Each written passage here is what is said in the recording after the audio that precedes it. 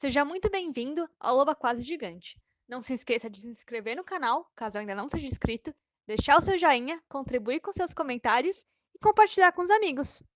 Agora sim, bora pro bate-papo de hoje? Então estamos agora, talvez, ao vivo para o resto do mundo que não estava Só Deus vendo aí. sabe o que aconteceu antes. O que a gente falou até agora ficou num limbo. Então acho que tá aí na A. Faz o seu merchan de novo, amiga. Vai lá. Então, eu tô com um canal agora no YouTube chamado Loba Quase Gigante. Lá eu explico, né, porque desse nome esquisito também, no primeiro vídeo, no vídeo de apresentação do canal. E lá eu falo principalmente de filmes, séries e livros, né, porque eu acho que não é só ficção, né, é um jeito diferente de a gente falar da nossa realidade, das nossas questões, das nossas filosofias, enfim. E também como entretenimento, né? Eu acho que nem tudo precisa ser muito cabeça. Essas coisas também servem pra gente se divertir.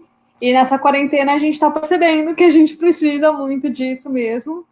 Porque, né, sem arte a gente não vive. Bom, e para quem quiser acompanhar, então aproveitar aí uns minutinhos, depois aí de acompanhar a nossa digníssima conversa, já tem o link nos comentários, né? Então você pode clicar lá, se inscrever no canal, né? Curtir os vídeos, assisti-los e deixar os comentários, que é sempre para dar uma boa relevância para o canal, mais novo canal de Bertioga. Curtam, gente. As pessoas têm preguiça de curtir. É muito rápido. Não custa nada, pelo amor de Deus. Não, é de graça. Olha, é de graça. Se inscrever é de graça. Curtir é de graça. Fazer uma captação de curtidas aí para mandar pro canal da Tainá. É verdade. Gente, só falta um inscrito só para eu ter 100 inscritos. Eu sei que não é muita coisa, mas nossa, já é. 100 inscritos, mas nossa, 100 inscritos. Ah, tem que ser hoje, então. Vamos lá, confiamos em vocês, Sim, audiência. Estou com 99 inscritos, só falta um. Então, teremos aí o nosso objetivo. Não precisa ser só mais uma inscrição. Se passar, a gente fica feliz, né? Tudo bem também, né? Tudo bem também. Bom, gente, hoje vamos conversar, então, fazer o bate-papo sobre o filme Que Horas Ela Volta, de 2015, e aí a gente vai seguir o mesmo esquema das outras lives, uma rodada geral aí sobre o filme, né? Uma visão geral, e depois aí quem pedir a palavra, falar sobre algum trecho específico, a gente vai debatendo, tudo bem? Certo. Vou seguir aqui, olha, pelo menos a ordem... E não se preocupem, a gente vai tentar terminar antes do Caetano. Estamos abrindo para o Caetano. Eu vou tentar seguir a ordem que tem para mim aqui em sentido horário. Então tá aparecendo a Tainá, depois a Amanda, o Cláudio e volta para mim, tudo bem? Certo. Tá? Então vamos lá. Tainá, visão geral sobre o filme Que Horas Ela Volta? Olha, eita, que a minha luz até piscou aqui. Eu acho muito interessante a discussão que desse filme traz, né? Porque traz dois tipos de pensamento, né? Essa coisa da pessoa que trabalha para os outros e que normatizou aquilo, que acha que a vida dela é aquilo e segue as regras que a sociedade ensinou para ela. E uma pessoa mais jovem que questiona tudo isso, né? E aí esse conflito de ideias entre as duas é muito interessante. E também outro debate muito bacana, que eu acho muito legal, é esse das pessoas de mais baixa renda estarem chegando na faculdade e como isso incomoda a elite, digamos assim. Nossa, já porrada.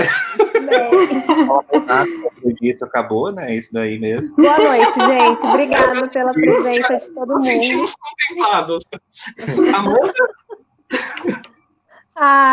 Eu acho que foi a terceira vez que eu revi, dessa vez anotando coisas, né, e tudo mais, mas eu não lembrava de muitas partes. Acho que tô falando isso porque é sempre um exercício interessante fazer parte desse grupo, porque a gente se motiva para ver obras novas, ou rever, né, no caso, e ver com um olhar diferente. Então, tem sido bem legal, assim, a experiência de estar participando disso com amigos tão queridos.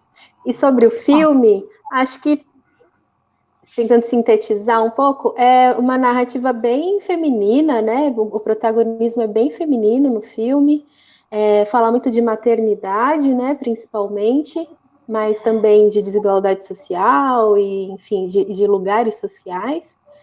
E acho que, se eu tivesse que sintetizar, como eu tenho que fazer agora, o que acontece quando as pessoas de camadas populares não se colocam num lugar subserviente que as pessoas esperam delas. E o conflito que nasce quando uma dessas pessoas se recusa a ocupar um lugar de subserviência, esse lugar menor dentro de uma escala aí imaginária, porém muito real, né, da nossa realidade social.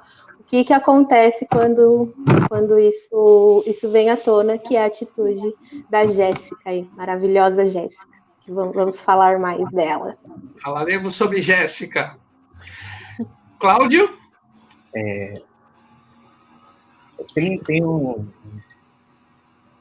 Eu acho que eu aprendi com o cinema isso. Existem periferias, né? A gente tende a colocar, separar as coisas sempre, marginal, o centro, a periferia. Para muita gente, acho que a periferia é uma coisa só, é um aglomerado. E não é isso, né? Isso não é real. A periferia do Cidade de Deus não é a periferia do Que Horas Ela Volta e não é a periferia de tantos outros filmes. E acho que foi o cinema que me mostrou, de certa forma, que essas diferenciações. E para mim, a periferia que eu reconheço é a do filme Que Horas Ela Volta, entre outros, mas ela mostra muito o meu lugar, o lugar do filho da empregada, o lugar de quem enxerga sempre por esse quadrante, sabe? Estar na cozinha da Val é confortável. É ali que eu não vou encontrar dele. Sabe, o sorvete do menino é o sucrilhos da música do Criolo. Isso, eu ia comer os sucrilhos na casa do Caio, que era um vizinho. Então, eu acho fantástico da Ana Mulayete essa escolha pelo olhar feminino que a Amanda colocou, e também todos os aí, falando um pouco técnico da parte técnica, né, todo o plano é o olhar da empregada. Todo plano não sei se todo, mas assim, grande parte do filme eu me sinto como a Val, de fato, olhando as coisas. Então, é uma coisa de baixo para cima, sabe, tem um olhar, enfim, é tudo muito bem guardado nesse lugar, no lugar da empregada. E acho que isso mais mexe comigo nesse filme, assim, essa periferia muito, muito próxima da minha. Bem. No meu caso específico, um dos meus problemas é que eu ainda não tinha assistido esse filme. Eu também não. Eu esqueci de falar, mas eu também não tinha assistido. Sério? Que incrível! Adoro. Assim, primeiras visões, assim. Né? E é muito curioso, porque eu tenho o hábito, né, e assisto muitas coisas, e esse foi um dos que realmente, à época, enfim, mesmo com toda a repercussão e tudo mais, foi um dos que passou. Eu não sei acreditar por que exatamente, né, já desde a sua estreia fazem 5 anos, e mesmo sabendo que seria para o bate-papo e tudo mais, nossa, cara, como esse filme tem várias coisas que são muito especiais. Né, ele consegue trazer a narrativa para um microcosmo tão tácito, né, dessas relações entre classes, né? Então, porque quando a gente fala sobre isso, em geral é tudo ou é um motivo histórico, né, ou muito macro, né? Tá muito no campo de pensar sobre e tal. O filme ele tá mostrando ali a rotina, através de uma rotina, né? Ele não tem exatamente embora tenha ali os pontos de conflito, e a gente vai falar sobre isso, ele transmite tudo com uma naturalidade que não deveria existir, né? A gente reconhece isso, mas ele transmite isso de uma maneira tão natural. Para mim, o trabalho que a Regina Casé faz, sabe, é a câmera nela praticamente todo, né? E ela vai ali, depois eu li um pouco que ela adotou alguns maneirismos, hábitos de fala e tudo mais, que ela foi estudar na própria família dela. E é incrível como consegue traduzir, né? É uma casa sendo o país todo, né? E outras relações todas dentro do lar, né? Dentro de um local que ali para a família mais abastada é a casa, né? É o normal, é a rotina, né? Como infelizmente é para muita gente. Bom, essa aí é... abrimos assim a nossa rodada. Agora é com cada um. Alguém quer já lembrar de um ponto, não precisa ser em ordem cronológica, nada disso, mas bora lá. Quem quer puxar primeiro aí? Eu só queria comentar uma coisa, que é o nome do filme, já, né?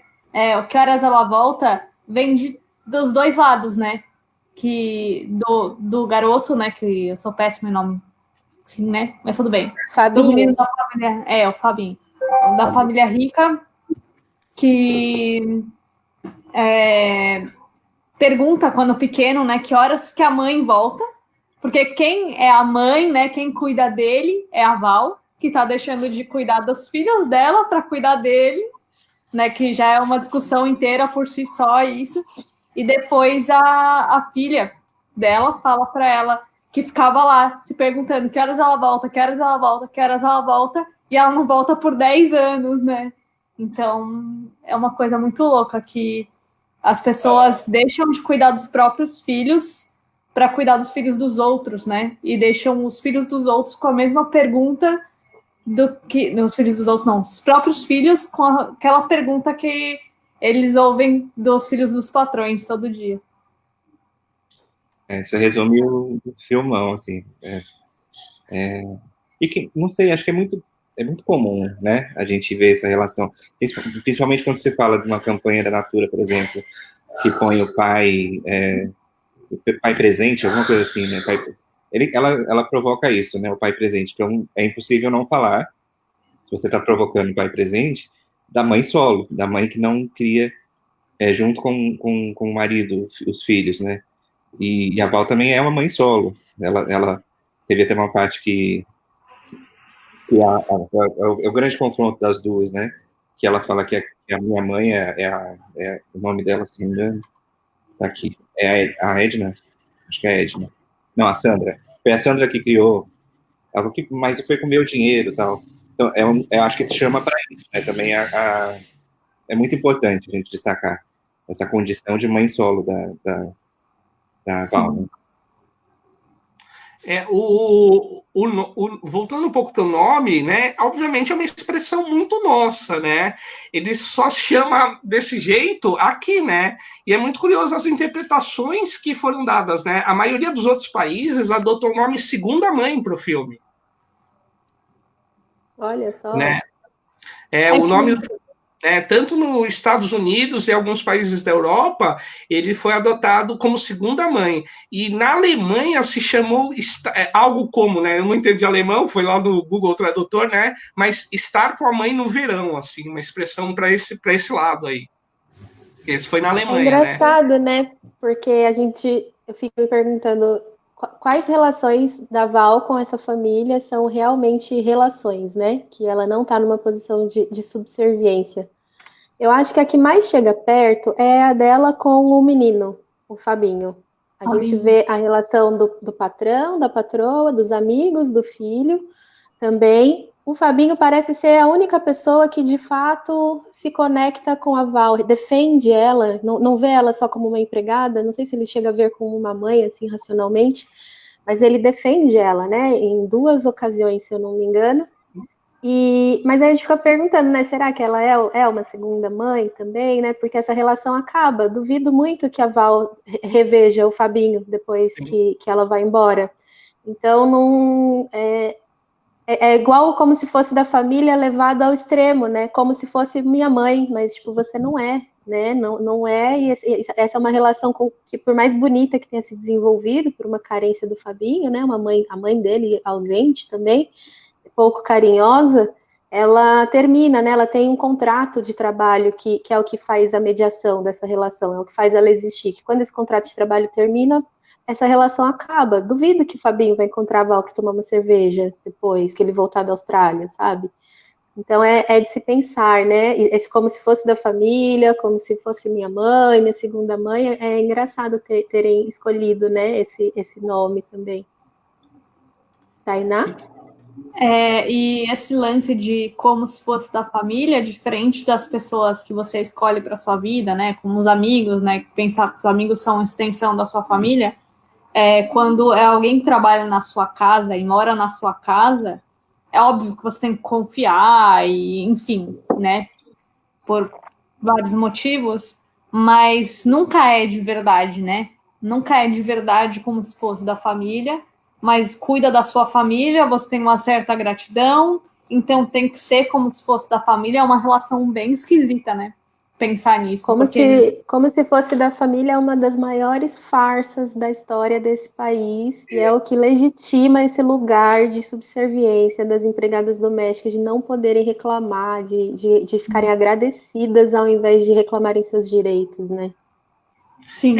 E para mim, pelo menos ficou claro, e já não é a primeira história que narra isso, né? E eu acho que outra narrativa que infelizmente é validada por muita gente é que as pessoas que sofrem não têm consciência do sofrimento. Acho que a Val sabe a todo momento, ela sabe que ela está sendo explorada, ela sabe que está distante da família dela, ela só não consegue ali, talvez, juntar todos os instrumentais, ou talvez ali, depois com a presença da filha, né? Tomar um movimento suficiente para isso, né? Mas a gente tem uma tendência a acreditar que a maioria das pessoas não tem consciência sobre o próprio sofrimento. Isso nem sempre é verdade, né? Em muitos casos é mentira, né? A pessoa sabe que ela está numa situação opressora, né? Acredito que a todo momento a Val sabe que ela é empregada, embora ela talvez até se constitua justificativas para ela continuar ali sobrevivendo, né? Não sofrer tanto com aquela situação que ela já é sofrida por si, né? Ela sabe que está distante da filha, né? Desde o começo, ela sabe que está distante. Eu acho que aquelas cenas que mostram ela tentando falar para a patroa que a filha está para chegar, ela sabe que não tem espaço de fala, sabe? Acho que a direção... Queimou a roupa. Que queimou a roupa, não. A roupa é uma cena que não foi ao ar, mas que quebrou a bandeja, né? Ela esconde, ela não tem uma conversa assim, tipo, quebrei, foi mal, né? Não tem um medo, né? Ela sabe que é oprimida. Queria provocar vocês, pegando essa fala, Xing, o que mantém essa relação de quase da família, sabe? Eu fui pensando na perversidade que existe na mãe oferecendo flores na Bárbara, né? Dona Bárbara, desculpa. Na Dona Bárbara, em comprar flores para receber a Jéssica. Ou comprar o melhor colchão, pode deixar que eu pago. Esse tipo de frase, esse tipo de gentileza que não custa porra nenhuma, desculpa, coisa nenhuma para Dona Bárbara, azeita esse tipo de condição, porque a carência da Val e da Jéssica e de tantas pessoas, sabe, a Jéssica quando vai pegar um sorvete, assim, escondida, com aquele medo, feito uma criança, ela já é uma adolescente, quase adulta, mas ali é uma criança que não teve acesso, simplesmente, e precisa comer escondido o sorvete do Fabinho.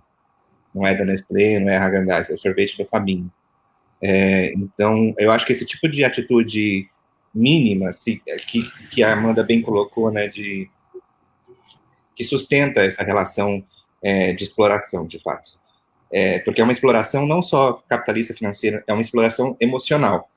Você aproveita de uma situação de precariedade, de injustiça social, para colocar essa pessoa no lugar dela, sabe? Que é essa coisa que a Val defende o filme todo, né? Você não precisa aprender qual é o seu lugar. Isso já se nasce sabendo. Para mim, essa frase é emblemática também, assim.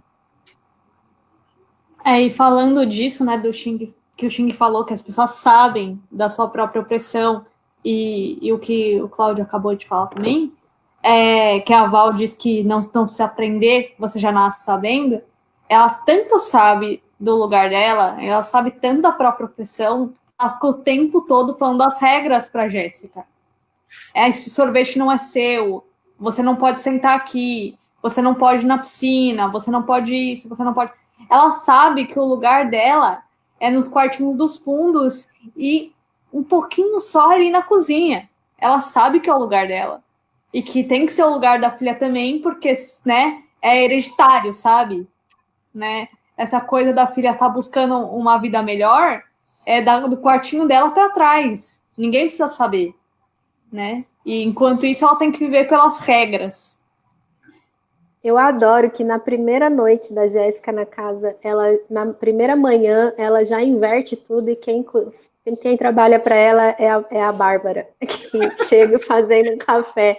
É assim sintomático, né? De a que veio a Jéssica para essa história, né? De tirar todo mundo do seu lugar, de tirar a Val do seu lugar de subserviência e tirar a Bárbara também desse altar, desse topo que ela acha que ela tá, né?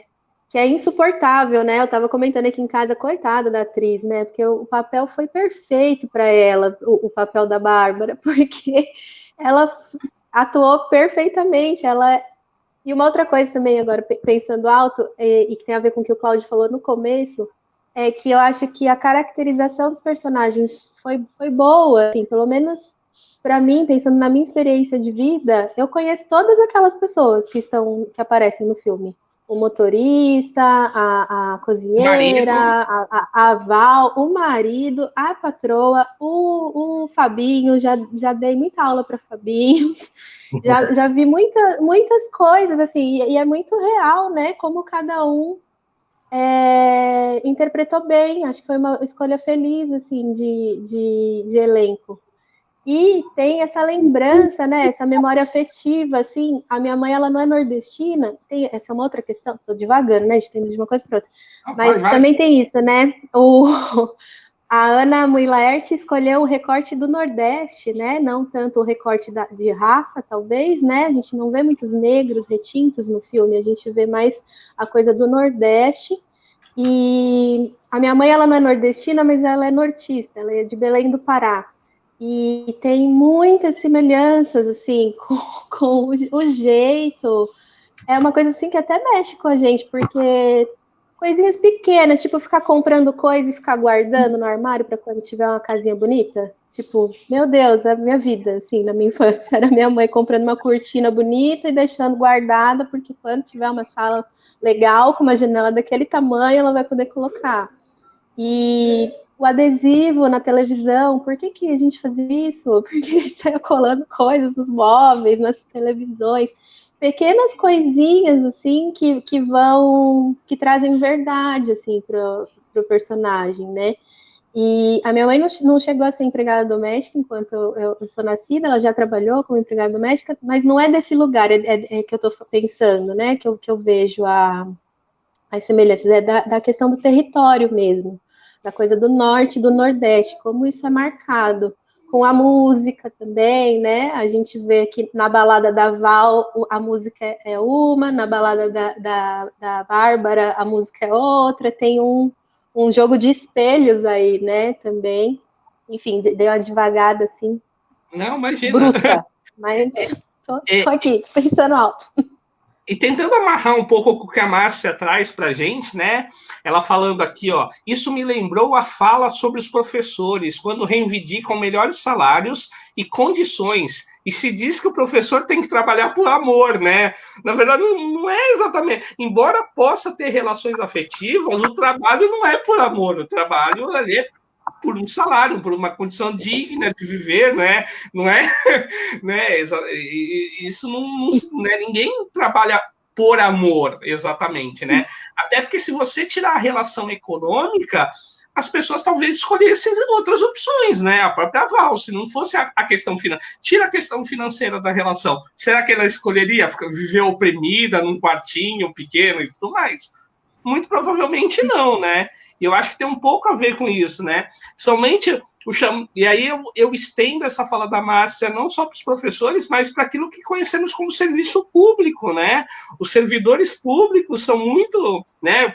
Os da base, principalmente, os técnicos e pessoas que atendem, né? Tem muito essa coisa, e o próprio nome traz isso, né? Servidor, né? Aquele que serve, né? A serventia, né? Então, se a pessoa não serve, não... qual o motivo e que servir não é algo ruim em si, numa coletividade. É muito bonito, é muito potente também estar nesse lugar de servir. Só que num país colonial, que nem o que a gente vive, servir está nesse lugar de estar sendo maltratado, de estar ao dispor da pessoa, né? Servir não é estar à disposição. Eu não entendo servir como estar à disposição dos desejos de outra pessoa, necessariamente. Você está servindo sobre um determinado aspecto, está oferecendo um serviço e está oferecendo esse serviço. Isso não significa que você está disponível. E essa disposição sobre a vida dos outros, o corpo dos outros, a emoção dos outros, né? É isso, querer governar o outro é muito violento, né? Muito violento. É tão violento que você vê a Val, essa mulher fantástica, porque ela é fantástica, ela é carinhosa, ela é amorosa, ela, enfim, nem rancor a Val tem, dá até raiva disso às vezes, né? Também, tipo, vai, Val, um pouquinho na força do ódio aí, pelo amor de Deus, mas nem isso ela traz, sabe? Teve um momento de liberdade que foi aquele momento que ela liga para a filha. A piscina, maravilhosa a cena da piscina. E ela se acha revolucionária, assim, filha, olha o que eu tô fazendo. Tipo, é a liberdade. O ódio da Val é ela roubar, entre aspas, o conjunto de caneca que ela deu para a patroa e que a patroa desgraçada desprezou, humilhou a mulher, e aí, tipo, é isso a vingança da Val, né? Ou entrar na piscina, fazer uma molecagem, né? E essa cena da xícara, né? Do jogo de xícara e da térmica, que ela achou super chique. A térmica. Essa parte dela achar muito bonito e tal.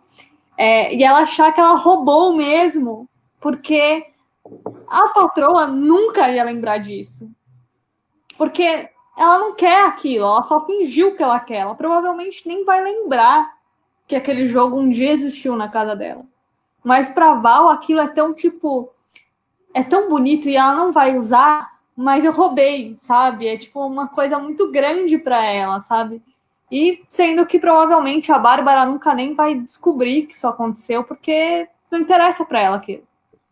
Essa cena da xícara que ela começa a organizar, que a Val tá sozinha, ela começa a organizar os pires e, peraí, não pode ser casado tal. Essa cena não existia, né, no filme. A Regina que inventou, começou a fazer lá na hora e acabou indo, né. Isso é muito incrível. Ela é um show em todos os sentidos, porque ela reforça nas falas dela, né, a personagem tá tão na Regina, que ela reforça o que é certo, ou seja, o que a sociedade colocou como certo e errado. Não, mas desse jeito não é apresentável, ela usa essa palavra. Então, é uma fotografia de sociedade, essa cena, saca? Por outro lado, ela acha incrível ser descasado, né? Como ela vai contando, é descasado. Porque a ordem é preto com preto, branco com branco, mas ali não, ali é uma novidade, isso isso deixa mais atual a coisa, né? E logo a patroa também fala que esse conjunto é pro Guarujá. Eu também tenho essa muita referência, sabe? Não, pra festa realmente tem que ser o de madeira da Suécia que ela comprou. Esse aqui pode ser no Guarujá. E no Guarujá, é no Guarujá, casa de praia, tá ligado? Casa de pode ser qualquer coisa. Então esse gente da Val. Ninguém vai ver, né? Ninguém vai ver. Ninguém vai ver aquele jogo, sabe? É pra uma ocasião especial no Guarujá. Tipo, que só vai estar você, seu marido, seu filho lá. Sim. Então, tipo... É o retrato de uma elite muito escrota, né? Porque valoriza isso. A minha roupa da Argentina, minha bandeja da Suécia, de se afirmar por meio do dinheiro o tempo inteiro, né? Por meio da diferença. E que é uma coisa meio alienígena, né? Aí eu não sei se estou mudando de assunto também, mas aquela cena que a Bárbara faz o suco para Jéssica e que ela tá toda vestida, né? Tá com uma maquiagem super forte, uma roupa. E a Jéssica vai olhando aquilo e fica, tipo, num estranhamento. E aquela imagem da Bárbara é tipo, uma mulher poderosa, né? Uma mulher toda, enfim, poderosa. E que não. É ridículo, né? É ridículo. É o retrato de uma elite ridícula. Ridículo. Desculpa, esse filme me causa afetos fortes. Mas é poderosa. Com algumas coisas. A gente percebe, né, mano, que é poderosa pro lado de fora. Porque é uma luta da Bárbara para se impor pros filhos, pra própria para Jéssica nem se fala.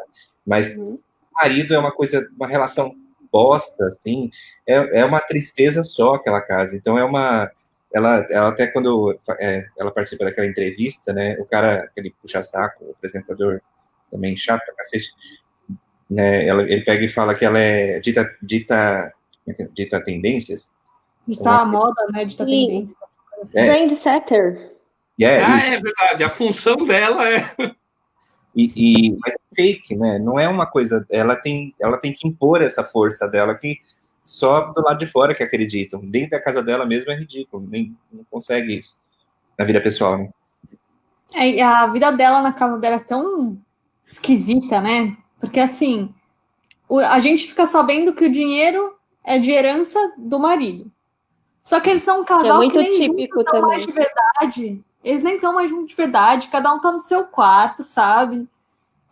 Tipo, por que eles estão juntos ainda? Entendeu? Tipo, é uma coisa... É muito fake. É tipo o falso do falso do falso, sabe?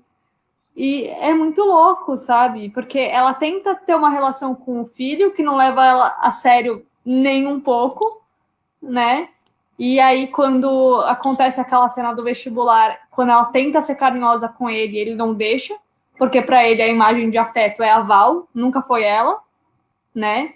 E aí ela fica, tipo, o tempo todo se questionando o lugar dela naquela casa, né? Porque ela fica meio que sobrando ali o tempo todo. Ainda mais depois que a Jéssica chega, né? Ela fica mais ainda, né, solta ali, sem saber qual é o lugar dela. A Bárbara reclama do abraço. Desculpa. Não, vai, Amanda, eu falo depois. Não, é só que é isso, é uma incapacidade para o amor, sabe? É uma incapacidade para o afeto, porque no final, quando o Fabinho tá triste e tal, e a Val abraça ele, e a Bárbara reclama, poxa, você deixa ela te abraçar e eu não posso. E aí tem um momentinho, assim, que ele se entrega, ele fica triste, começa a chorar, e ele abraça a mãe e ela sai em 5 segundos, ela levanta, ela não tem repertório emocional para aguentar um abraço genuíno do filho dela, né? É uma inabilidade para o amor. É triste. Desculpa, xinguei. Não, imagina. Eu acho que também foi uma escolha da diretora e do roteiro por isso, né?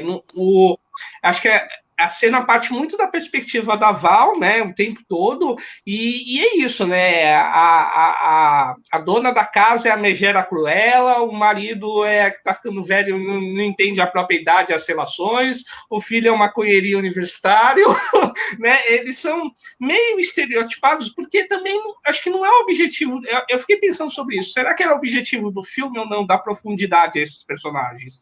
Eu acho que não, porque se você pensar, a Val não teria oportunidade de analisar a profundidade dessas pessoas, né?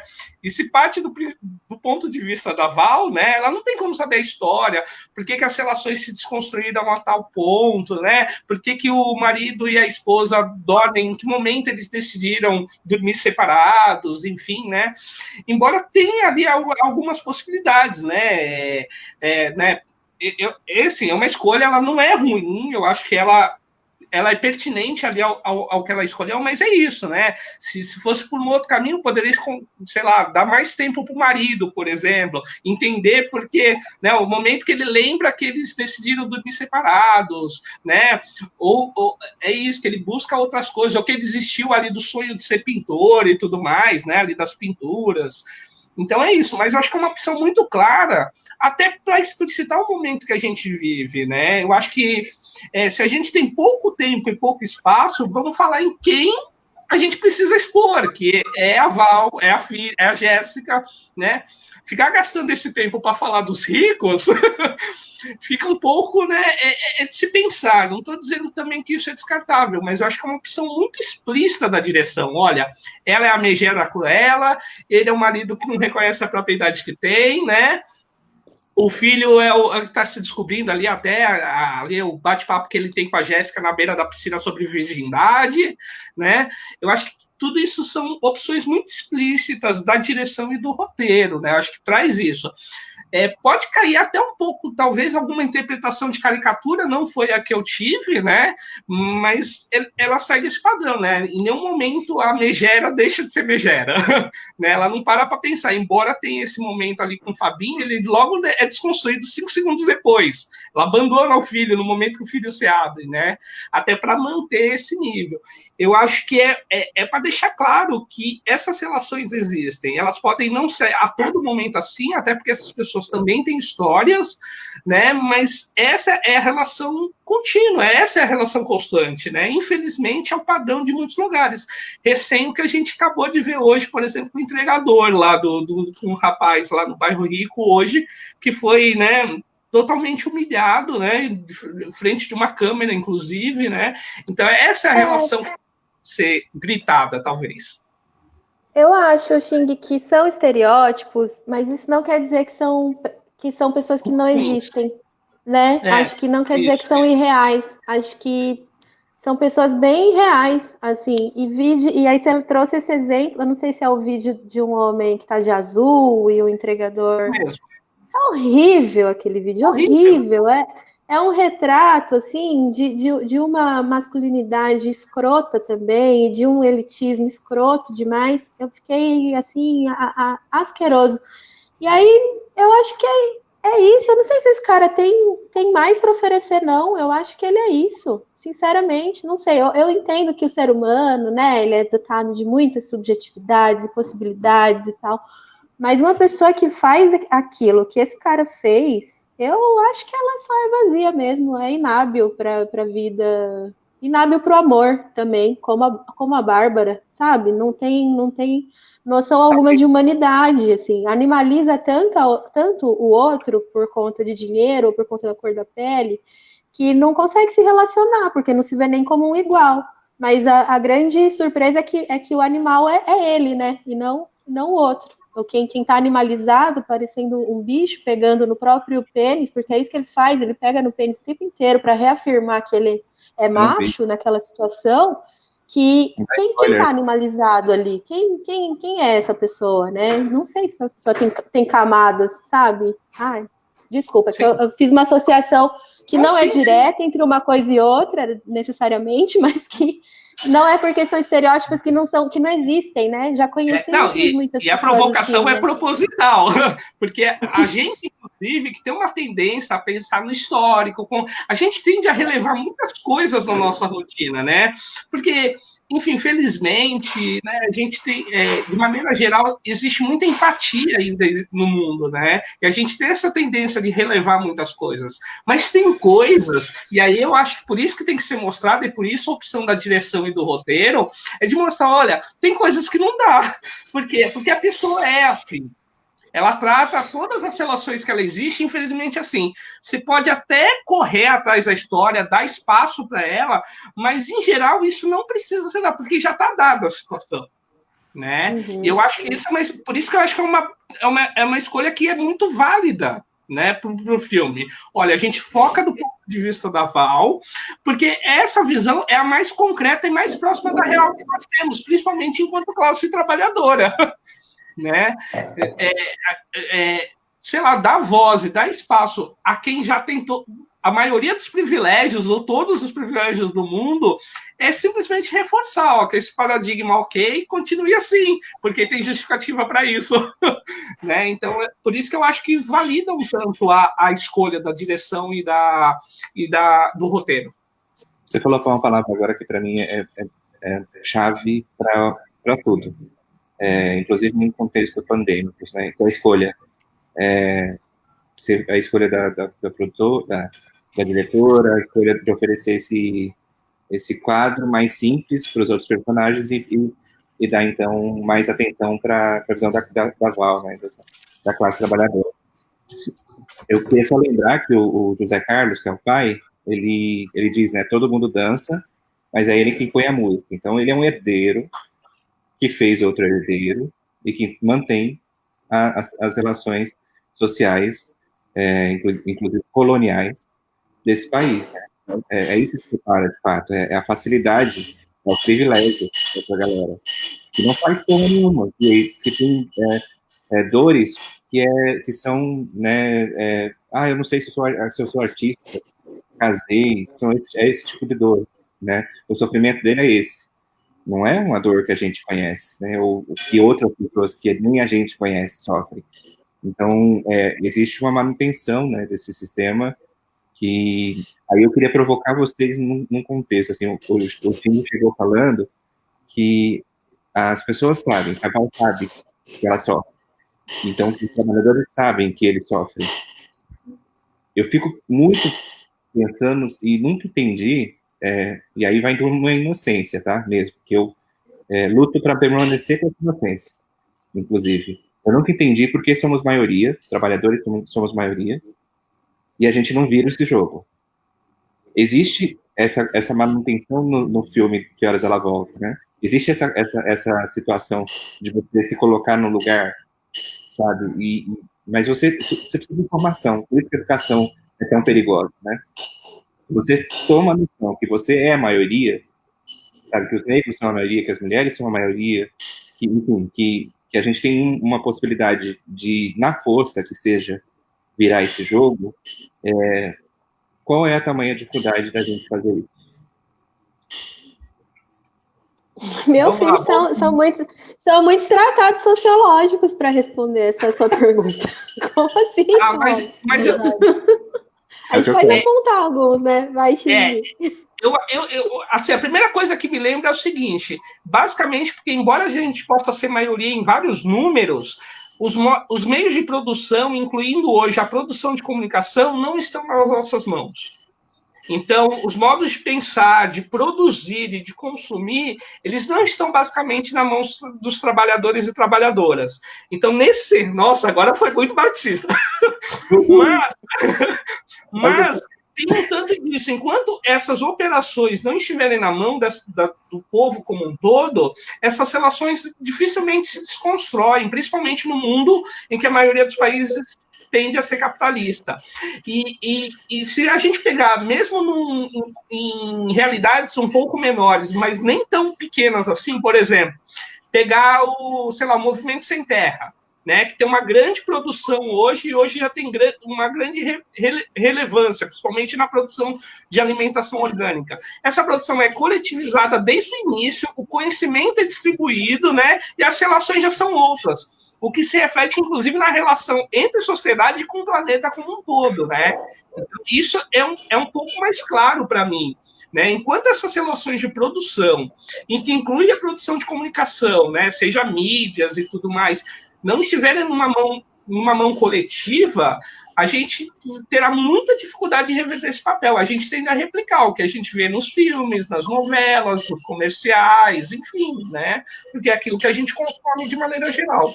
Bom, isso é uma coisa só, um dos tratados, talvez, mas é o que eu lembro em primeiro lugar, assim. Não, e também rola um esforço gigantesco, né, de quem está no poder em fazer a gente se distanciar, né? Que as pessoas que são iguais e são muito mais do que a elite, né, em números, não se falem, que elas achem que elas não são iguais e que briguem umas com as outras, né? Porque tem um monte de classe média aí baixa, classe média até classe média alta, que acha que é patrão, que acha que é rico, e aí briga com uma pessoa que tem um pouco menos, mas você continua sendo assalariado do mesmo jeito, mas se você perde o seu trampo, sabe, você não vive de herança. Se você não vive de herança, você é igual a todo mundo. Você não quer se assemelhar a quem está abaixo, né? Essa é a questão. Aquela conversa do poço que a gente teve. E da carência, de quem não tem. Então, o mínimo que ela tem, ela se agarra. E o mínimo tá em cima. Eu tenho que ser a família do Guarujá, tá ligado? Eu não posso voltar para Pirituba, não posso voltar para Penha. O lance... O que eu fico pensando é que tem um fator aí, né? Eu sei que é inocente essa minha pergunta. Já volto, gente.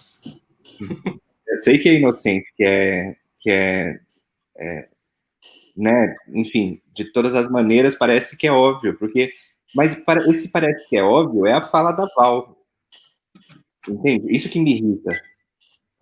Porque é óbvio, porque a gente aceita que é óbvio. Claro, tem os meios de produção, então nunca vai mudar isso. E a gente se coloca nesse lugar da Val também. Então a gente vai ter que esperar os meios de tomar os meios de produção. Mas existe um fator Jéssica, né? Esse filme ele traz, ele é um recorte de um período no Brasil, que é pós-Lula, né? Que tem o ProUni, que coloca pobre na faculdade, que é o caso da Jéssica, e a pessoa já começa a se reconhecer como, não, peraí. Uma das falas né, quem é a Jéssica, né? Ela é segura demais de si. Ela olha tudo parecendo presidente da República.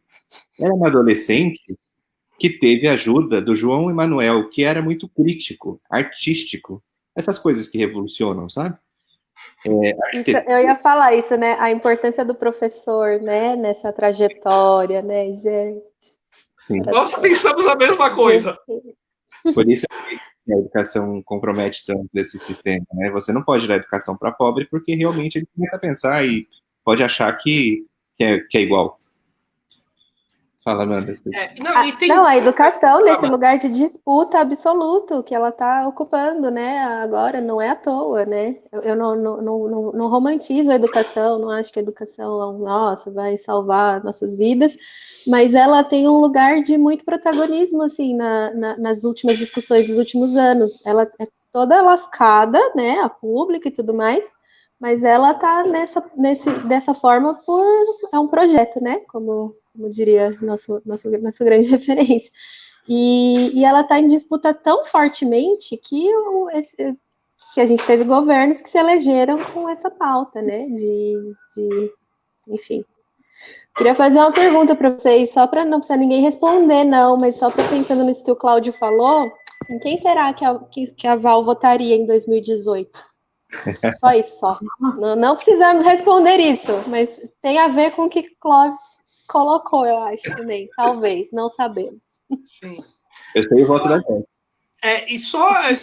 Desculpa, a Tainá voltou, mas só reforçando um pouco e aproveitando aí a fala, até para a Tainá também, né, a gente está falando sobre a importância do professor, do educador, né? Eu acho que tem duas linhas de texto ali muito importantes, né? Talvez, se eu fosse o editor, o roteiro talvez se dedicasse um pouquinho mais, né? Que é isso, a chegada da Jéssica ao se apresentar e colocar que é isso, ela está correndo atrás, porque ela teve um professor de história, acho que é a referência que ela traz, né? E que é muito curioso escolher história, podia ser sociologia, outros, né? Mas escolher que está na história, né? Isso está textual, isso, né?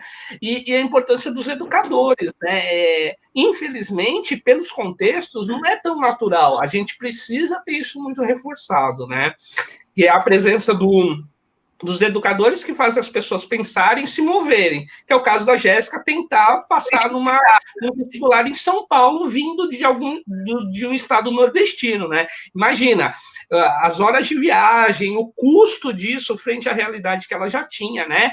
E aí, mais próximo do final, né? E eu acho muito especial quando fala que ela foi aprovada, e a nota não é exatamente a nota 100, não é uma super pessoa, é uma pessoa que teve nota suficiente para entrar, talvez, nesse corte que o Cláudio lembrou aí do ProUni, de outros programas aí que incluem as pessoas no nível universitário, é isso, né? Não precisa ser uma super pessoa, mas ela precisa fazer o suficiente e para conseguir inclusão. E talvez antes da existência desse programa, ela não acessaria com essa mesma nota, inclusive, ela não acessaria, talvez, o nível universitário, né?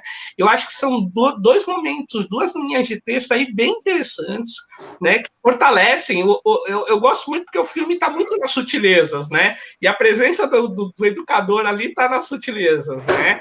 É um personagem que não aparece explicitamente, mas você percebe, talvez perceba, né, a influência dele a todo momento em praticamente toda a fala da Jéssica, né? A Jéssica é uma pessoa que traz história e que está ali naquela situação porque, felizmente, ela teve educadores na vida dela que falaram, olha, tem essa possibilidade e se esforçar para correr atrás. O Ricardo chegou aqui, ó, tá aqui nos comentários. Sim. Tá acompanhando de longe, vamos dar um beijo só para ele e Camila. Para Paula também, né? Que eles estão lá com a Paula. Hoje. E a Tibu também acabou de falar que ela acabou de sair de uma aula sobre Carolina Maria de Jesus. Gabi! Ei! Quem foi Maria Carolina? Carolina Maria de Carolina Maria de Jesus, você não conhece, mano? Jesus? Leia Cláudio. Quarto de Despejo, meu Deus, Quarto de Despejo. Olha o julgamento. Leia isso. Verdade, nossa, eu julguei fortíssimo, desculpa, mas A gente está falando com um monte de gente, né? Então, quem foi? Foi uma escritora negra que trabalhou muito tempo. Periférica. Oi? Periférica. Periférica. Isso. Preta periférica que trabalhou muito tempo no lixão, né? Na coleta de lixos, assim, e de resíduos. E ela é uma escritora brasileira. E incrível, tem peças de teatro, tem livro, tem um monte de coisa sobre ela. Vale muito procurar. Eu conheço Carolina Maria de Jesus. Tô procurando. tadinho do Cláudio. Ô, Cláudio. Ele foi só fazer quem é fulano? Aí, ó. E a gente já todo mundo chegou nervoso. Desculpa, Cláudio. Fica autoanálise aqui, viu? Autocrítica. Desculpa. Ele complementou, é a realidade. Se não conhecesse também, uai, é sintomático da realidade que a própria Carolina viveu, de ser apagada historicamente da história, né? Então, historicamente da história foi ótimo, mas vocês Camila entenderam, mandou né? vários coraçõezinhos pra gente. Camila.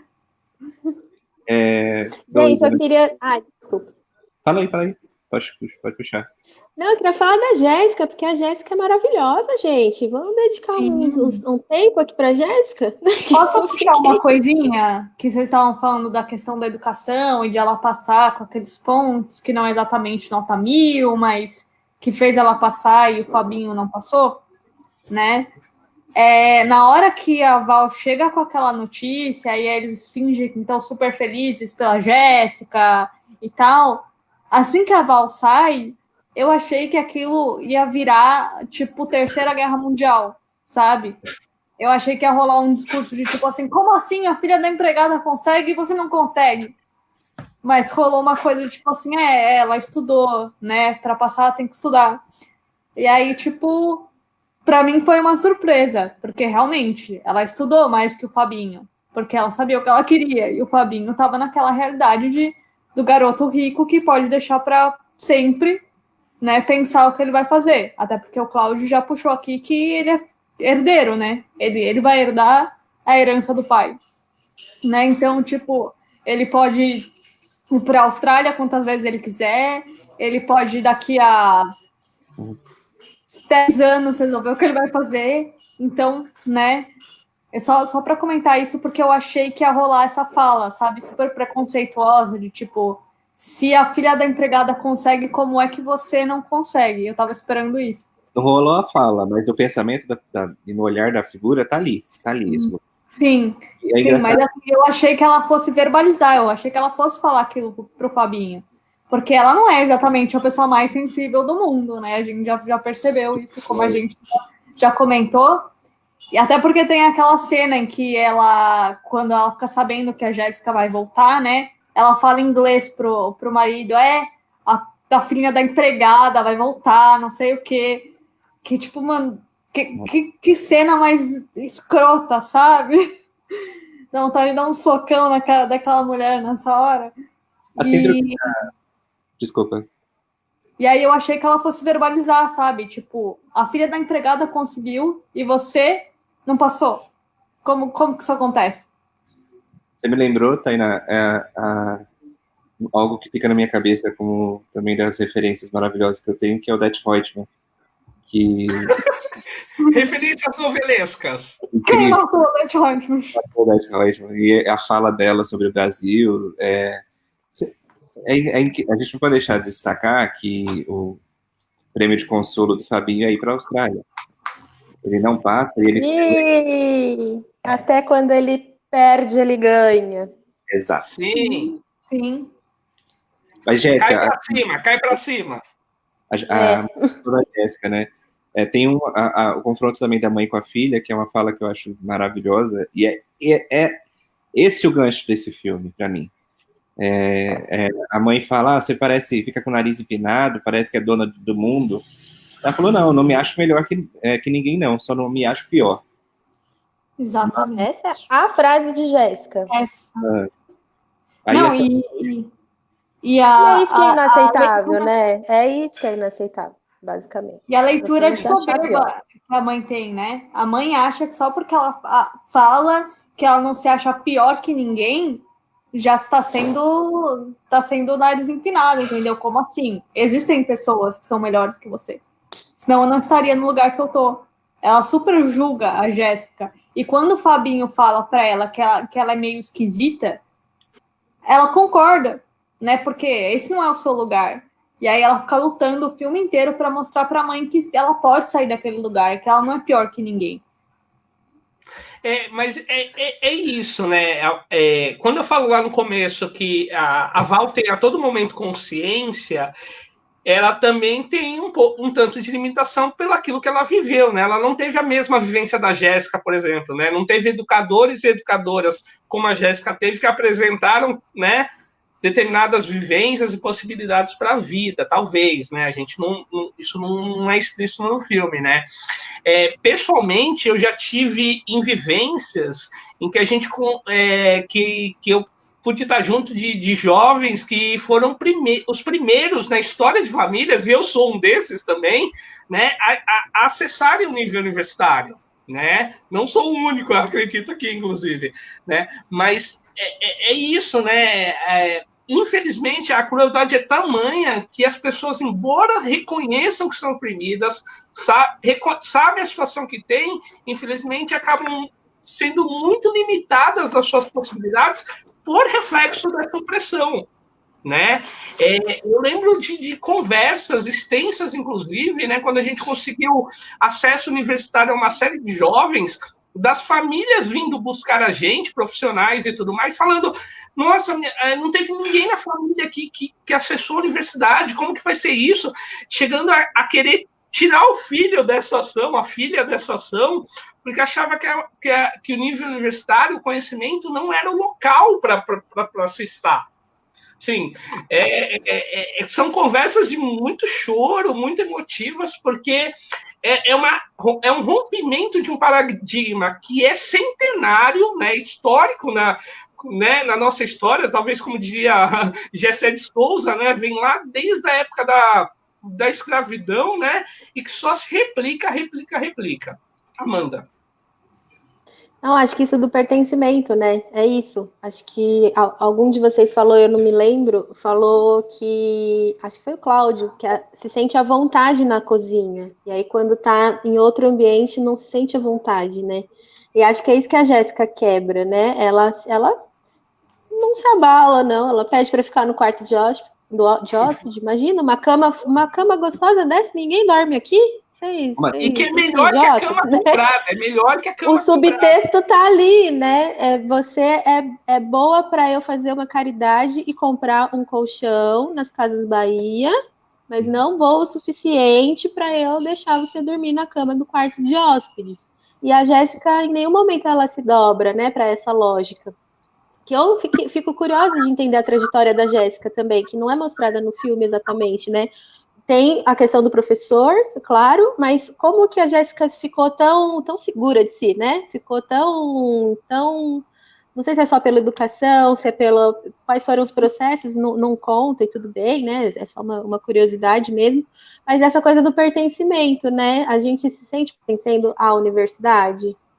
Tem milhões de pesquisas sobre desenraizamento de pessoas de periferia em ambientes elitizados ou universitários, porque elas não se adequam, ou se adequam, mas com um sofrimento mental muito grande. Isso é um exemplo. Então, eu fico bem curiosa, primeiro, se a Jéssica passou de fato, né? Porque ela foi para a segunda fase da FAO, e como que foi, né, a graduação da Jéssica. Bem curiosa, podia ter Que Horas Ela Volta. E se ela trouxe o filho, né? Se ela trouxe o filho. De ter uma continuação. Porque é curioso ver até... Ali o ambiente estava controlado, né? O quanto o mundo seria ainda opressivo com a Jéssica, ela tendo a postura que ela tem, né? De ser segura, de se colocar. Quantas pessoas ainda passam pela vida, porque a gente viu um recorte da vida dela, né? Vão passar pela vida dessa pessoa e vão tentar colocá-la no lugar dela, né? De alguma forma. Para mim, Amanda, desculpa, terminou? Não? Não, é isso mesmo. Ah, tá. Continua. Desculpa, gente, às vezes esses cortes me machucam, daí vocês falam, não, calma, daí eu fico... Você questionou, né, o que pode ter acontecido com a Jéssica. Eu acho que tem um caminho um tanto quanto desenhado, assim. Ela sofreu por ter a ausência da mãe, foi criada por uma terceira pessoa, uma segunda, não sei. Tem um filho, então ela não aceita a mesma realidade que ela teve para o filho. E existe, claro, aquelas curvas da vida, né? Ela não tem a realidade da mãe dela, então não dá para você comparar a história. Ela teve acesso à educação de alguma maneira, que foi o João Emanuel ali, aquela pessoa que virou, sabe, aquele momento que pode ser diferente do que está posto. E como a Val, pode ser esse ponto do Fabinho. Ele podia ser um filho mimado, enfim, só isso. Mas ele teve um gesto de humanidade, teve um momento de humanidade diferente da relação dele com os pais. Tanto que a Val também ali, ela também enxergava no próprio Fabinho esse lugar de humanidade, né? Com ele e com os amigos Acho que dele. o Fabinho é o que mais é passado pano aí na história. O Fabinho ele não é colocado nesse lugar de vilão, como o Xing colocou, né? Dos personagens serem bem, bem claros, eu acho. E para Val ele é um respiro de realidade, né? De possibilidade de falar o que pensa de fato. Não tem isso que o Xing falou de, sabe, né? Vamos esperar o momento para falar com o patrão. Porque agora ele tá malhando, ele não deu atenção, mas aí vamos dar bronca no cachorro, porque o cachorro é quem eu posso dar bronca, no patrão eu não posso. E o Fabinho, ele também tem esse olhar porque eu lembro muito da Val brincando com os amigos do Fabinho de um jeito despojado, feliz. Então ali ela tá sendo ela também com isso. Mas tudo para dizer que teve esse momento da Jéssica, né? Ela veio como nesse momento de mudança, então isso permitiu isso para ela também. E o que a gente tem que exigir é mais momentos desses. A gente teve um recorte, um momento do Brasil que teve essa possibilidade. Então, o que eu fico pensando é que, enquanto isso já aconteceu, e o ProUni e esses programas que incluem pobres na faculdade, na universidade, não acontece, a revolução não acontece para essas pessoas. Porque o filho da Jéssica também vai para a faculdade. Entendeu? As coisas acontecem porque a revolução não é agora, para quem já teve assistência mínima do governo, que é só a obrigação dele. Acontece por filhos dessas pessoas. Desculpa, falei demais. Puxando um pouco, antes de voltar para a Jéssica, do Fabinho, eu acho que também, lógico que a Jéssica muda toda aquela estrutura e tudo mais, mas o Fabinho é tão um ponto de afeto dela naquela casa, que a partir do momento que o Fabinho vai embora, é que ela decide ir embora e viver a vida dela. Porque ela não vai ter mais nada naquela casa. Ela só vai ser a empregada. Ela não vai ter aquela pessoa que fazia ela fazer as coisas com amor, com carinho. Então, já que ela já aprendeu tanta coisa com a filha, que ela pode ser melhor do que aquilo, por que ela vai ficar lá sem a pessoa que ela costumava cuidar, né? Porque para ela era cuidar, né, dele. Já que ela não podia cuidar da filha, ela cuidava dele. Sem ele... Mas é um pouco disso, né? Eu acho que tem essa coisa do cuidado. O roteiro é bem explícito quando ele enuncia, inclusive, o tempo que ela tá cuidando do Fabinho, né? Fazendo cafuné nele, né? Eu cuido dele desde criancinha, né? Faz questão de explicitar essa relação. E aí, quando eu falo um pouco do estereótipo, era isso, né? Foi uma escolha do roteiro mostrar que o Fabinho caiu para cima, né? Ganhou uma viagem para a Austrália por 6 meses, né? Eu queria ver se o Fabinho ficasse, se ela largaria, entendeu? Porque ela tem noção da realidade. E a filha ficando lá, com um neto recém-descoberto, frente a um Fabinho, que é o filho da patroa, a qual ela pode, inclusive, ter ali a relação afetiva, porque ela ajudou na criação. Esse conflito, ele não é muito claro, porque as coisas acontecem, enfim, é uma escolha ali do roteiro e da direção, né? O Fabinho vai embora e ela, com essa coisa do cuidar, ela se vê livre dessa obrigação do cuidar e ela vai cuidar da própria família, né? Basicamente. Eu queria ver muito esse conflito. Se tivesse alguém dentro da casa, alguém que ela demonstra o mínimo de afetividade, que era o Fabinho, em conflito com a própria família dela, com o neto que ela conhecia, né? Se essa escolha ainda se daria, né? Para mostrar que família, a construção dela, a história dela, né? E mesmo com alguém ali dentro da casa dos ricos e de alguém que tem um pouco mais de condição, muito mais condição econômica e tudo mais, se ela abandonaria o Fabinho, né? Dispensar isso, porque muitas vezes é isso também. Essa relação ela não pode ser estabelecida como dependência, porque ela é uma empregada, gente. Ela não é dependente do Fabinho emocionalmente. Né? O Fabinho não é filho dela. Sei lá, eu fiquei bastante pensando sobre isso. Sim. Temos gatinhos. Amanda? Cachorros. Cachorros. Ai, cachorros, desculpa. Eu queria falar um pouquinho, eu revendo agora, eu lembrei que a primeira vez que eu vi o filme, eu fiquei muito aflita mesmo com a relação da Jéssica com o patrão. Porque eu estava esperando a qualquer momento um estupro. A qualquer momento. E aí eu lembro que na minha memória isso não se concretizava, e aí eu apaguei da memória, e aí revendo agora de novo, eu fiquei surpresa de ver que se desenrolou de alguma forma, ele pretensamente se apaixona ali, né?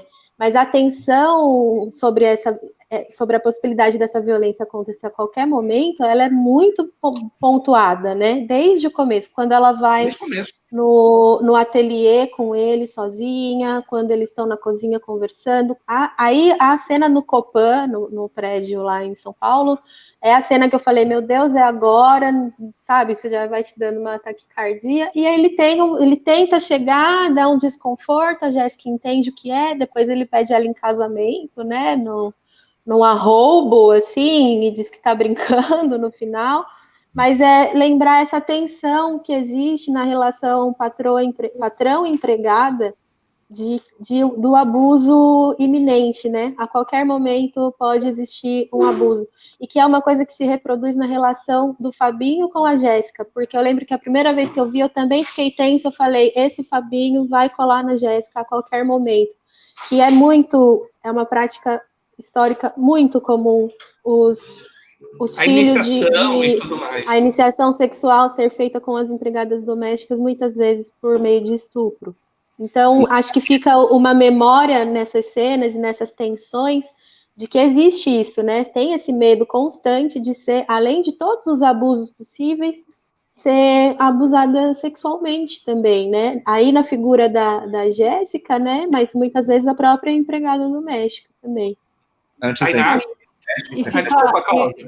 Só para deixar como ficar muito claro desde o começo, só que a gente não percebe, quem deixa ela ficar no quarto de hóspedes é ele, né? Ele já estava pensando nisso, tipo, se eu deixar ela confortável o suficiente, ela vai fazer o que eu quero. E aí, tipo, aquela cena do Copan dá ruim, assim, muito arrepio ruim. Lascou-se agora, essa menina tá muito ferrada. E aí depois, quando ele vem com aquele discurso do casamento, eu falei assim, esse cara tá completamente maluco. E a cara que ela faz é muito boa. Ela entrega muito bem esse medo do tipo, cara, o que você tá fazendo? Sabe? Não é o que vai acontecer comigo agora. Tem duas coisas para pontuar. É que a Amanda colocou, né, desse lugar da empregada, com quem iniciaria sexualmente os patrõezinhos, mas antes disso é o lugar da Casa Grande e Senzala, né? Da Senzala. Mulheres utilizadas, negras, pretas, utilizadas para esse fim sexual, e os homens também, inclusive, né, nesse lugar, naquele momento. Sim, também. A analogia é exatamente essa. Sim. E o lugar do João Carlos, sei lá, o nome composto lá, o marido, eu não sei, Tainá, se ele tem esse pensamento. Talvez isso tá ali, mas ele Eu acho que é fraco ao ponto de. Para ele, diferente da mulher dele, não importa o quarto, né? Eu não sei se estaria tão calculado ali naquele momento do filme. Depois, sim. eu acho que tá. Eu acho que mais que controlar, ai, já conheci muita gente assim, gente. Ele é esse cara descoladão, elitizado, intelectual, que escuta Chico Buarque, que pinta seus próprios quadros, sabe? É um cara que acha ai, enfim, eu acho que não sei se é uma coisa racional, né? Mas que as relações de poder estão estabelecidas, não importa o que, né? Não vê o outro como um ser humano com vontade própria, com subjetividade, com uma outra existência que não é a sua, né? Tainá? E esse tipo de cara, por ser exatamente desse jeito, ele se achar incrível de alguma forma e tudo mais, pode até não ser racional, tipo assim, premeditado, sabe? Tô fazendo isso, para isso, para isso. Mas é o que ele sempre teve na vida, sabe? Ele volta para talvez, vocês até comentaram que ele não tem noção da própria idade. Ele volta, quando aparece aquela menininha jovem, para a juventude dele, e fala assim, vou conseguir tudo do mesmo jeito. E aí, rola todas essas cenas super desconfortáveis e horríveis. A mesma figura, né, cara? Desculpa, gente. Não, porque tá ali dentro da fala da Tainá ainda. Mesmo ela sendo segura de si, enfim, ela pede desculpa para ele quando ele abusa, né, do carinho ali naquela hora. Ela pede desculpa. Peraí, tem uma coisa aqui. Desculpa. Então tem essa relação muito, muito clara do jeito que a Tainá colocou. E ela não conta para ninguém, né? É tão um lugar de opressão isso que ela pede desculpa e não conta para ninguém, porque o que vai acontecer se ela contar para a mãe dela? A mãe dela não vai acreditar nela? Será? Sabe? Tipo, rola essa coisa assim, né? Acho que é o único momento no filme que ela recua, né? Que é uma violência tão grande, aquilo ali no Copan, que a gente não sabe o que vai acontecer. Acho que é o único momento que você vê o medo passando, assim. Sim. A insegurança, né? Passando assim pelo olhar da Jéssica. Que, enfim. E toda essa urgência para ela sair, né? Ela fica tão... Desculpa, Xing. Xing, vai chegar a vez. Depois eu passo para você. É que a Amanda falando isso me veio na cabeça na hora. E essa urgência para ela sair, né? Porque antes ela já não queria ficar. E depois dessa violência, eu preciso sair daqui. E não diz para ninguém por quê, mas só que ela precisa sair dali. Xing, fala, desculpa. Não, imagina. Eu acho que esse corte da relação da Jéssica com o pai ali da família, ela é isso, né, cara? Já existe uma relação ali que é de agressão, né? Não precisa se consumar o fato ali de ter alguma relação, né, um estupro de fato, né? Aquilo que já houve em cena já é uma agressão. Nós, enquanto espectadores, a gente já tem que se sentir agredido, né? Infelizmente, não é a visão que muita gente pode ter. Não, só foi um flerte. Não foi um flerte, já foi uma agressão, né? Ele pode não ter consumado e aí é uma escolha, porque é isso, o filme tem muitas sutilezas, né? Quando a cena ela termina com uma ligação, né? Que a esposa sofreu um acidente e eles têm que sair dali, inclusive para ir lá ver a situação da mulher, né? Não precisava ter esse corte, né? Podia ser um outro corte, por exemplo, e que deixasse para a gente essa interpretação, né? Do que houve ali no apartamento, até que fim chegou, mesmo não mostrando, né? Porque, pelo menos da minha perspectiva, acredito que de nós, já é uma agressão de fato aquilo, né? Já tem um peso muito grave no que aconteceu, né? Eu acho que a Jéssica, ela opta por esconder, porque é isso, né?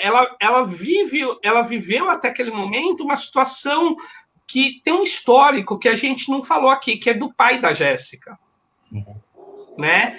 Que eles não se falam, né? E o texto repete isso algumas vezes durante o filme, para a gente lembrar disso. Que eles não se falam, e ela tem um neto, e ela tem um filho, né? É para a gente pensar sobre isso. Infelizmente, ai, meu Deus, eu não pensei nisso. Nisso exatamente, que você falou Sim. agora. Meu Deus! Sim. Nossa, eu acabei de me tocar agora, porque eu achei que tava falando. Eu sempre Então- imaginei, brigou porque era filhinha do papai, e aí engravidou, não é uma mulher direita, Sim. não parou de falar. Nunca tinha pensado nisso, Xing. Ai, meu Deus, tá bom. E isso não está escrito, né? E isso é uma Sim, nuance. é uma análise possível. Exatamente, e é repetido isso no roteiro Vaza. Quando a Jéssica se apresenta, no meio do roteiro e no final, repete isso, que ela não conversa com o pai, né? E a Val fica perguntando a todo momento por que ela não fala com o pai. A própria Val não busca essa pessoa, né?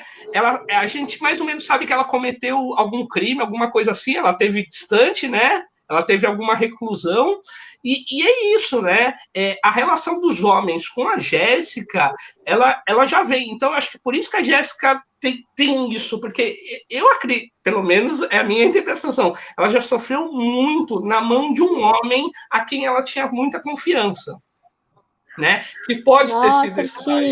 Xing, que coisa, não fiz essa análise Na minha interessante. leitura É uma foi. possibilidade.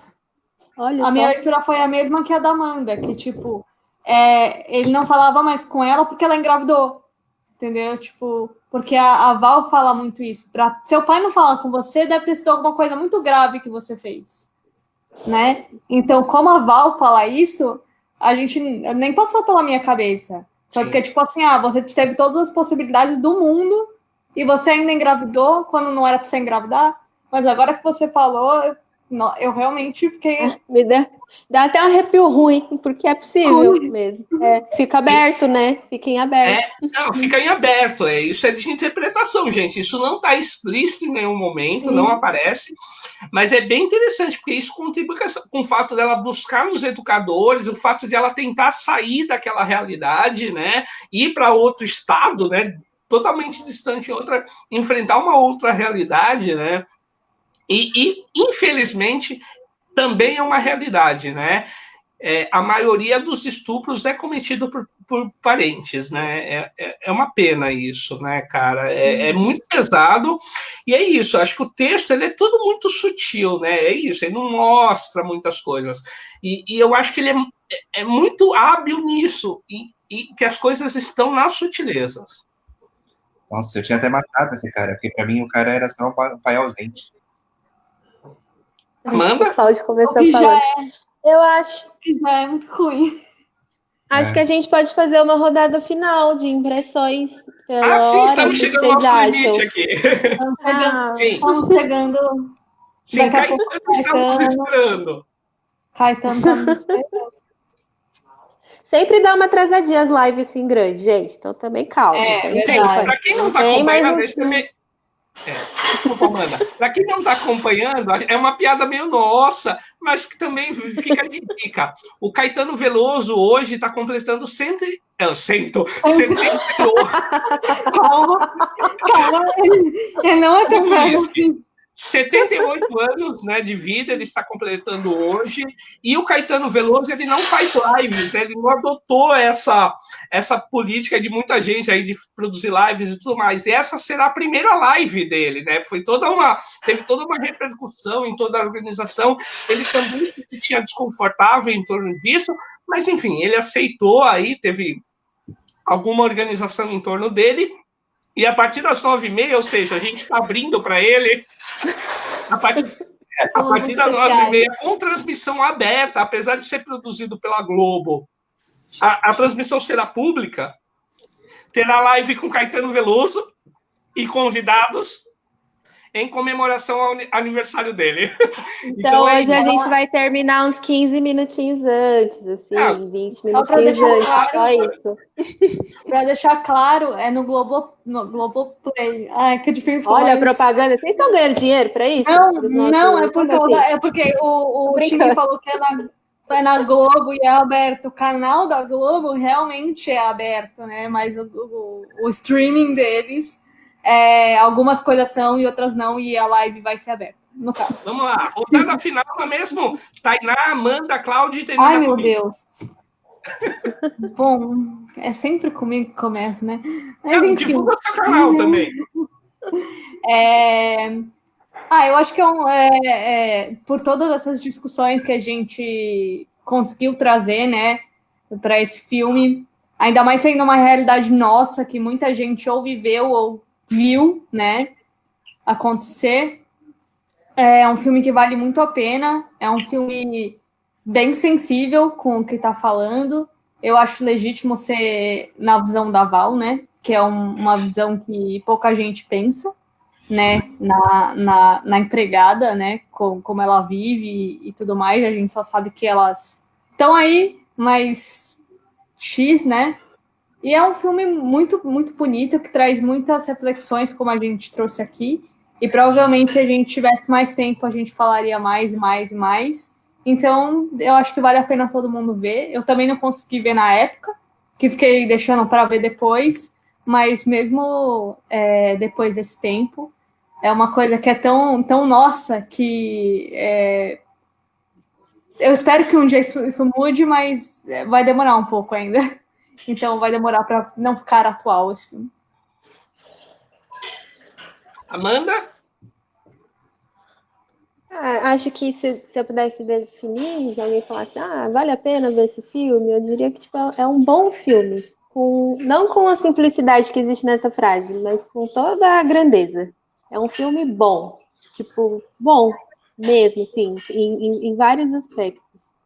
Eu queria lembrar aqui, talvez, que a gente falou pouco, da piscina, né? Que é uma das cenas mais emblemáticas, as da piscina. Acho muito, muito, assim, significativo quando a Bárbara fala que viu um rato na piscina e manda esvaziar a piscina, né? Bem claro, assim, exatamente o que aconteceu ali. E a Val na piscina comemorando a vitória ali da filha e tendo uma conversa carinhosa com a filha depois de uma grande briga e tudo mais. E acho que uma outra cena também que a gente não... Tainá, quer falar alguma coisa? Um parênteses sobre o que você falou, que de ter visto o rato, e aí naquela cena com o Fabinho, a Jéssica fala, você tá me chamando de rato? Você acha Ela que eu fala, sou um rato? você acha que E eu ele sou não um rato? entende. E ele não entende, porque para ele, se a mãe falou que tinha um rato, é porque tinha um rato mesmo, né? E acho bem... Oi, Cláudia? Lembrei de Cazuza, minha piscina tá cheia de ratos. Sim, eu até fiquei pensando, quando eu tava revendo, eu falei, será que eu tô achando que é rato ou eu tô confundindo com a música do Cazuza? Mas era, né, a mesma analogia, assim. Sim, a dona da casa explicita isso. Sim, e acho que a cena da Val na piscina também, ali, fazendo aquela molecagem, né, olha aqui onde eu tô, e balança o pé ali, faz o barulho da piscina. E o final, que é a primeira vez que a Jéssica chama a Val de mãe, né? Quando a Val fala, traga o meu neto, e a gente vê o que faz. É um filme super tenso, ele me mobiliza vários afetos pesados, ruins, assim, por muitos aspectos, porque é uma injustiça muito, e um retrato tão fiel da realidade, né, de alguma forma, de algumas realidades, mas ele tem um final de que dá um alívio, né, é um final, ele não chega a ser redentor, de tipo, essa vida está resolvida, porque como eu falei, a gente não sabe se a Jéssica passou mesmo na faculdade, ainda tem a segunda fase, a gente não sabe se o filho vence, o que a Val vai fazer para ganhar dinheiro agora que ela saiu do emprego. Tem as tensões aí em geral, mas é um final em que as duas finalmente se encontram. E acho que quando a Jéssica fala, mãe, você vai cuidar dele, mãe, alguma coisa assim, e é bem bonito. É ali que elas se encontram, né? Quando a história não precisa se repetir, talvez, porque elas estão juntas, né? De novo, isso. E uma última coisa que eu queria dizer, gente, que tem duas pessoas que fazem tirinhas bem incríveis no Instagram e que dialogam muito com esse filme, com essa discussão, que são as tirinhas do Leandro Assis e da Soulanja. Eu vou pôr nos comentários o endereço. Eles têm uma série de tirinhas chamada Confinada, que fala um pouco das blogueiras em quarentena, não sei se vocês conhecem, e tem uma série que fala sobre essas relações entre patroas e empregadas domésticas, que é muito, muito, muito foda. procurem saber. E também a página é o Empregada Doméstica, que é administrada pela Preta Rara, aqui da Baixada. Que é da Baixada Santista, litoral de São Paulo. E que é muito boa, ela acho que já virou um mini documentário, já virou livro, vai virar alguma coisa assim, e que também traz relatos bem contundentes, assim, desse lugar em que as empregadas domésticas são colocadas nesse país. A Gabi, Cláudio, você quer falar você, e aí você lê o recadinho da Gabi? Não, acho que pode ler, Amanda, tá bem no contexto que você está falando, né? A Gabi escreveu aqui que a cena da piscina é muito forte, realmente ela é bem tocante, né? E que ela queria deixar registrado, é extremamente importante dialogarmos sobre a realidade da trabalhadora doméstica, pensando no contexto da pandemia, que a primeira morte foi de uma trabalhadora doméstica. Exatamente, né? Eu fiz aquela brincadeira de em quem a Val e as pessoas da casa votariam, e eu também deixo essa pergunta aqui, né? Será que a Val ia fazer, sei lá, a Val morava no trabalho, né? Talvez não, mas será que os outros empregados iam fazer quarentena? Eles iam ser dispensados do trabalho? O motorista, ou aquelas outras pessoas que circulavam nessa casa, né? De se pensar aí a desigualdade que existe, né, nesse aspecto também. Tem outro comentário, Amanda, se quiser emendar. Ai, vocês são lindos demais, esse eu gostei também. A Camila falou, vocês são lindos demais. Não, é esse? Deixa eu ver. É o de baixo. A Camis é o Pensando na Morte do Miguel? Sim. É esse? Filho de empregada aqui para mim não aparece aqui na ordem. A Camis escreve aqui, e pensando na morte do Miguel, filho de uma doméstica que cuidava dos filhos da patroa como os seus. E o pequeno Miguel. É exatamente isso, né? É uma... essa história do Miguel, ela também é difícil, né? Enfim. Sim. Vai, Cláudio. Onde queres revólver, sou coqueiro. Onde queres dinheiro, sou paixão. Onde queres descanso, eu sou desejo. E onde for só desejo, queres não. E onde queres nada, nada falta. E onde voas bem alto, eu sou o chão. E onde pisas o chão, minha alma salta. E ganha liberdade na amplidão.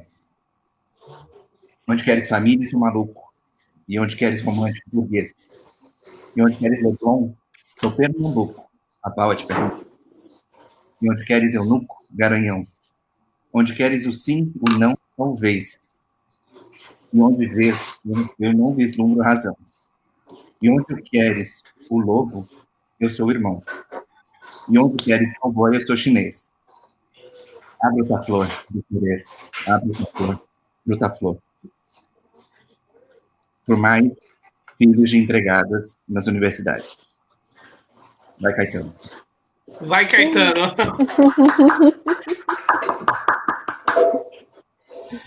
Bom, gente, estamos terminando mais uma live aqui da Oca dos Cinéfilos, né? Nossos agradecimentos a Camila, ao Ricardo, que a gente sabe aí que teve questões pessoais, mas participaram conosco. Abraço também para o Guilherme, um jovem aí do Indaiá, que nos acompanhou aí durante praticamente toda a nossa conversa.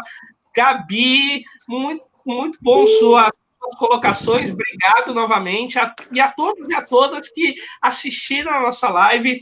Deixo duas recomendações nesse final. Nós temos um filme também brasileiro da mesma geração de filme chamado Casa Grande, que fala das relações, é um pouco mais romantizado, né, das relações entre pessoas de classes sociais diferenciadas, e como foi citada a Carolina de Jesus, tem esse quadrinho que é editado pela editora Veneta, escrito por Shirlene Barbosa e pelo João Pinheiro. É belíssimo esse quadrinho, ele conta a história de vida da Carolina de Jesus, vale muito a pena, além da leitura, obviamente, de Quarto de Despejo, né, que é a obra mais reconhecida dela, embora ela tenha muita produção que, infelizmente, é desconhecida da maioria das pessoas, tá bom, gente? Sabemos que hoje o tempo está corrido aí, a gente tem a live do Caetano Veloso, né? Obrigado mais uma vez, obrigado a todos e todas. Continuem nos acompanhando, esperamos estar de volta daqui a 15 dias com mais uma conversa, um bate-papo sobre cinema. e quem sabe o cinema estimulando a gente a pensar sobre as realidades, né, sobre as estruturas sociais de fato, e quem sabe também mudando aí, ó, quem quiser, a Amanda deixou pra gente aí o link do Instagram também, nos acompanha, a gente, como é um grupo muito recente e também nem muito grande assim, a gente não tem uma página oficial nas redes, né, então você pode acompanhar aqui no meu perfil, também na página do YouTube, no YouTube, Fantástico Mundo de Xing, e logo mais no YouTube Loba Quase Gigante, que é o YouTube da Tainá, vocês podem acompanhar todas essas lives, que hoje é a quarta que nós fazemos, nós estamos linkando lá através de, como chama? Salvos, né, os vídeos em sequência lá, para poderem assistir, tá bom, gente? Qualquer coisa é só deixar um comentário, a gente retorna o quanto antes possível. Mais uma vez, obrigado, Tainá, Cláudio, Amanda, obrigado por mais uma noite extremamente prazerosa, né? E obrigado a todos e todas que acompanharam, gente. Esse foi o nosso bate-papo sobre o filme Que Horas Ela Volta, da Ana Mui Laerte, de 2015. Obrigado, gente. Até a próxima. Adorei, gente. Tchau, também. Tchau. Vai todo mundo se vilar do Caetano Veloso. Vamos ver o Caetano, gente. Tchau. Tchauzinho, gente. Tchau, gente. Tchau.